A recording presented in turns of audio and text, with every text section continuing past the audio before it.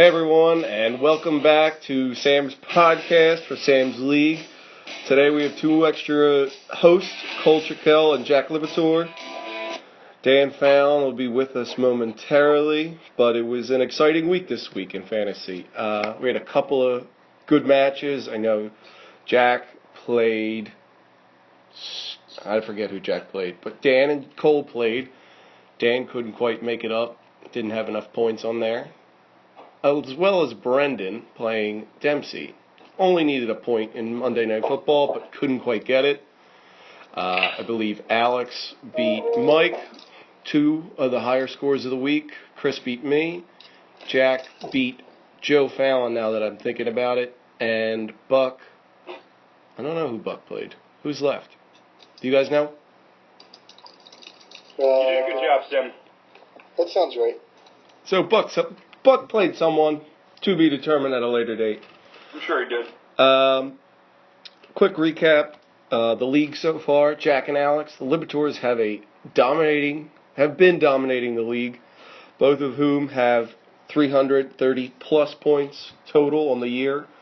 Nobody is within 50 points. I believe the next closest is me in 7th place, followed by Chris in 4th place. I really don't know how this is happening, but they're putting an absolute beatdown on everyone. And shout out to Mike. I believe he barely has 200 points. So things are going to schedule for Team Proska.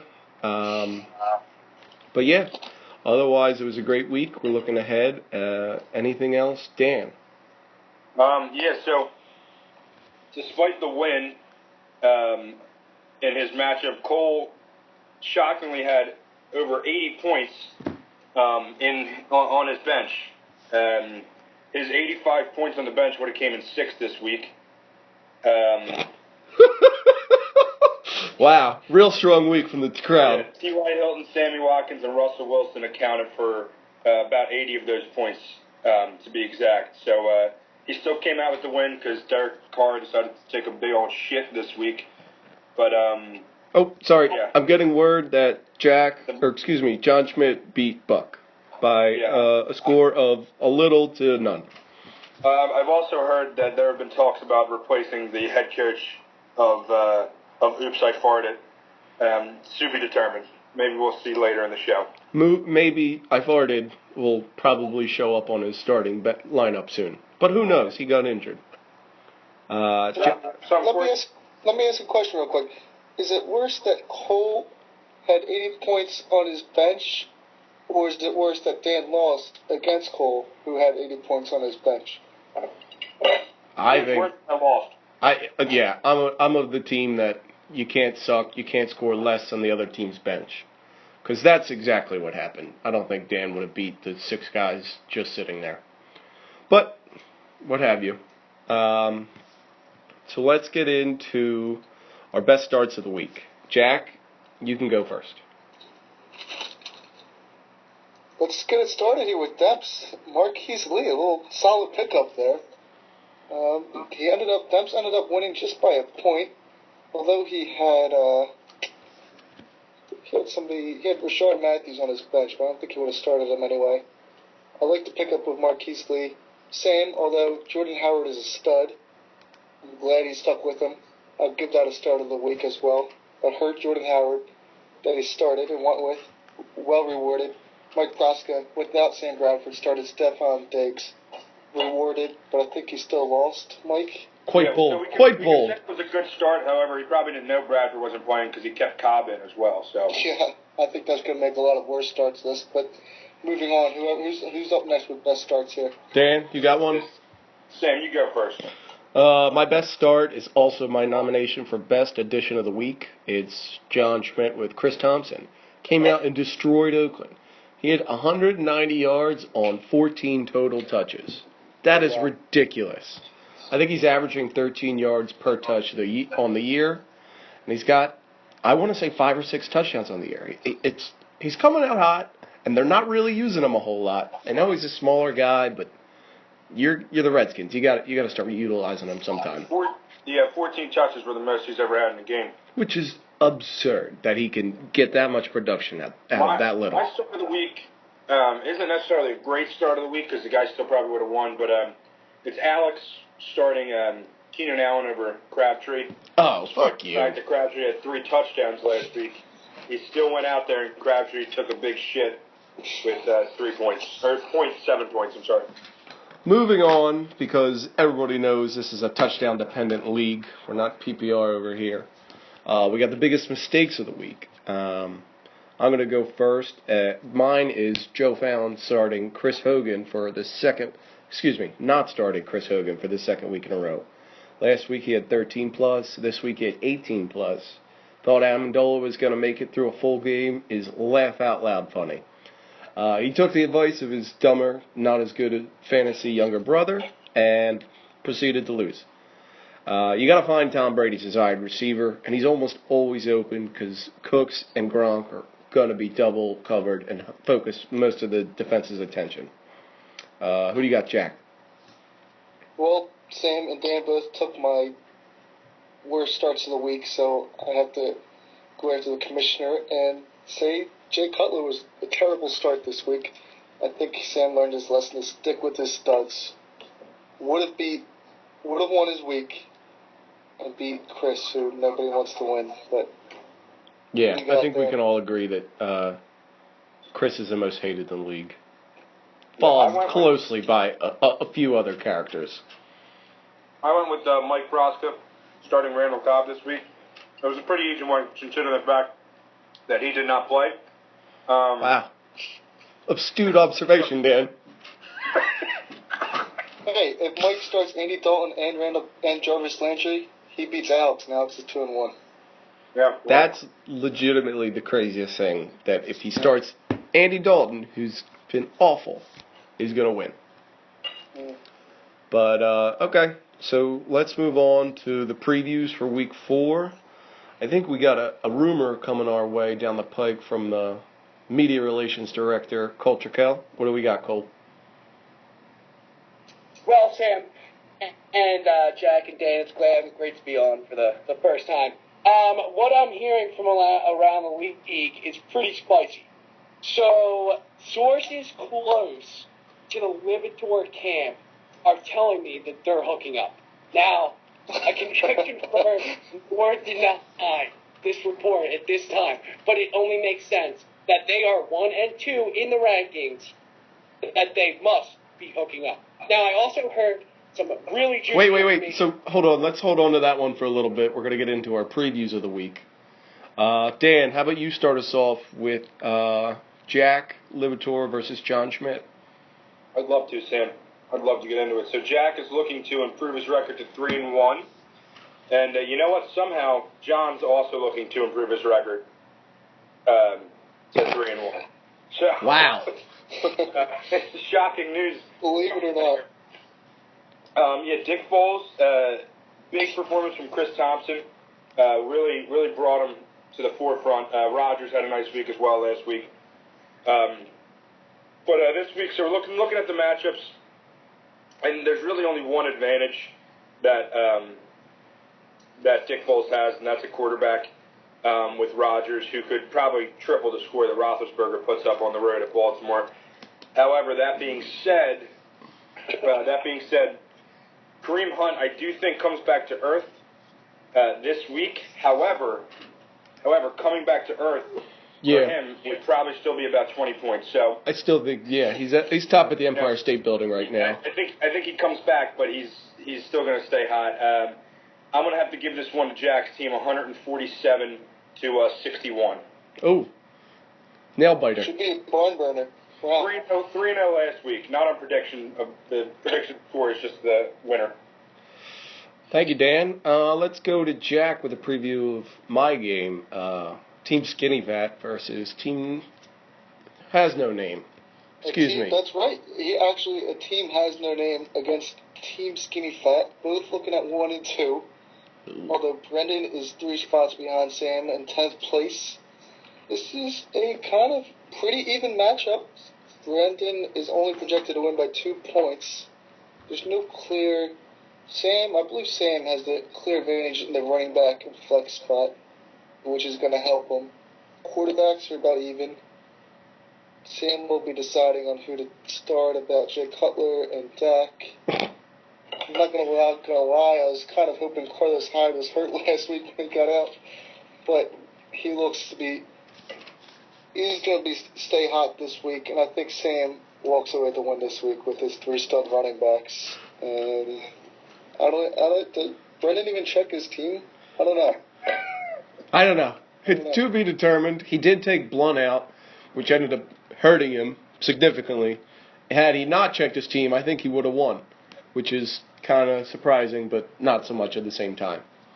I do get surprised by his projections every week, but I guess we drafted really well for him. It's that auto pick. Whew. Well, you have to do it every year. Team Skinny Fat wins this one, improves to 2-2. That's what I like to hear. Next up, we got a Team Pup and Suds versus LeBron James, a couple of the most original names in the league, for sure. I think Odell Beckham last week showed that he can take over an entire game, and I think once he's healthy... I think he showed 3 years ago. Well, he showed this year that he can really take on what needs to happen. That, and with Ty Montgomery playing Chicago, I think Dempsey's team is going to look hot, and they're going to stay hot. Marquise Lee is only going to help playing against the Jets, even though they are coming off a win. I think the win's going to come off their sails, if you know what I mean. Looking at Dan's team, he's got Elliott versus the Rams. They did just give up a ton of points to Carlos Hyde, so I think he's going to have a great game. And Chris Carson's versus Indiana. Indiana has no sort of defense. I think the running backs for Dan take it, but it's a close one, and he edges Dempsey out to improve to 2-2, I believe. And I'd give it a final of 88-83. Nothing crazy. So let's go from that to our first ad read of the week. Media relations. You want to take this? Yeah, no problem. This week's episode is brought to you by the Upper Darby Sanitation Department, providing moderately clean streets throughout Upper Darby since the early 1900s. Well, thank you. Those tax dollars are clearly doing a great job at work. Let's go back to the next preview. We got Puppet Suds previewing Alex versus Joe, the Old Man Contender of the Week award. He goes to who, Dan? All right. So we got a London game for Drew Brees, for Alex there. Melvin Gordon's a little banged up. Says he should be fine though. So looking at both the teams, I actually like Joe this week at running back. Who's he got? Despite the fact it's Gurley and Gordon versus Lamar Miller and Christian McCaffrey, I feel like McCaffrey's going to have himself a nice game, and I see Melvin Gordon struggling against the Birds front seven. A couple of bad tight ends in this matchup. Alex does have the advantage when you look at the teams. However, I see big games from Matt Ryan, Tyreek Hill, and as I said, McCaffrey. And I believe Team Starfish is going to pull this one out. Wow. Give Alex his first loss of the season. It's going to be a close one. I'm going to give it 101 to 98. You really think a Libertor is going to score under 100? I do. That's a bold prediction. This will be a game to watch this week. Gordon and Austin Hooper combined for 1 point. Hey, it's a great strategy. So let's go to Jack. He's got the craziest owners in the league, and some of the most bitter rivals, Culture Kell and Chris Goggin. Yeah, guys, if you really are having a bad day today and need a good laugh, go ahead and look at these two teams running back. If you want to chime in here at all, feel free. I don't know how the hell these two teams are 2-1. It's a disgrace to our league. Absolute disgrace. Cole's got Buck Allen in his starting lineup here. The wide receivers are about even. Dez and Alshon have probably played evenly. As Cole's got Jordy's been playing a little bit better than AJ Green. Tom Brady over Russell. I don't know, like Chris has a backup running back in his starting lineup. I don't understand. He actually only has backup running backs on his team. He's projected. I thought that was the running joke that these two both had them. I don't understand. I don't think Travis Kelce gets 11 points. I'm going to go team Oops, I Farted. For no reason at all, except I'd rather see Chris lose than Cole. Bold strategy. Okay, so I'm going to take on the toilet bowl game of the week. Number 11 versus 12. Well, let me chime in here real quick, Jack. Go ahead. I do believe I have a quote from you. If you're going to bust on my running backs, let's just read this one from you. I just told me a piece of Mixon and was just gauging where you are with him. So now, what does that mean to me? So I have a running back who you want on your team. Now, we can bust on my running backs all you want. Buck Allen had a subpar week last week, yes. Subpar is an understatement. He got at least, I think he got 20 touches, which is pretty good considering the rest of the garbage that's running around in the NFL. They're doing the I also best have to James get White, Buck Allen off that team, so Buck Allen sucks. who plays for Tom Brady. Now, you can't really rely on that every week. If it was PPR, obviously he'd be a little bit more solid play. But from what I have, I'll work with it. And that's really all I got. But Sounds I'm like a pretty lot of. happy where I'm at. Sounds I gotta like put you're really the trying to defend hammers a running team. around wide receiver, so I don't really need running backs. To be determined, Cole. But anyway, back to the toilet bowl. Before I was so rudely interrupted. It's Buck with, I think Alex Smith against Washington is going to light him up. I think Mike Gillislee and Gronk are both going to have a real good game. Gronk going to score early, and Gillislee going to run the ball out. I don't think this is the week Lev Bell gets back. I think Baltimore has a rebound game. They're at home. Pittsburgh, always heated rivals. If Sammy Sleeves comes back, I think Thielen has a good game. But otherwise, Buck's going to have a pretty good week. I think Phillip Rivers is going to score a bunch of points against Philly's secondary. I know he's going to get pressure in his face all day, but I still think he has the opportunity to get into the end zone. I believe DeMarco Murray is going to have a tough week sledding. Dalvin Cook should be good for Mike. And Doug Baldwin, if he doesn't score at least 2 touchdowns at Indiana, it's a fail of the week. So Mike actually has the other Minnesota receiver, Stephon Diggs, going. It depends on, can Case Keenum get the ball downfield like he used to at Houston? Let's see. I think Mike takes this. He moves to 1-3 and edges Buck out for 11th place. I'll give it a 75-74. It's a barn burner. Did you say evens to 1-3? What did I? Yeah, I guess I did. My mistake. Sorry, Mr. Grammatic. We'll have to watch. We'll have to monitor to see if Doug Baldwin plays this week. Dalvin Cook has been fantastic, though. Yes. And I think that's all the previews we have. Just one more rumor, though. Cole, what do you got? Yeah, this one comes out of Derek Carr's camp.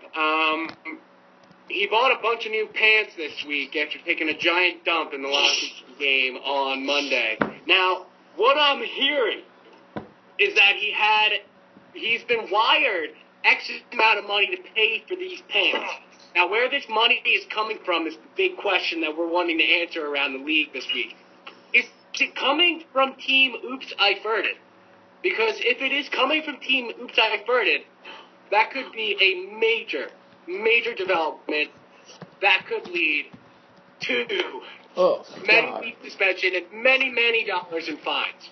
Now, do we demand as a league that Oops, I Farted release his bank statements to ensure that nothing along the lines of collusion took place? The only reason we would do that is so we could all have a good laugh. Agreed, fellas? Yeah, Cole's about to go to Texas Roadhouse. So, he's really going to be hurting. Dan, make sure you digest that steak before you come on next time. Jack, it's great having you. I think that should be it. Anyone have any last-minute things? Good luck on waivers tomorrow morning, everybody. Dan, hope Zeke Elliott gets suspended this week. Fingers crossed. Come on, guys. If Zeke Elliott gets suspended, then have a good laugh at my running backs. We will. But, okay. It was good talking. I'll talk to you guys later.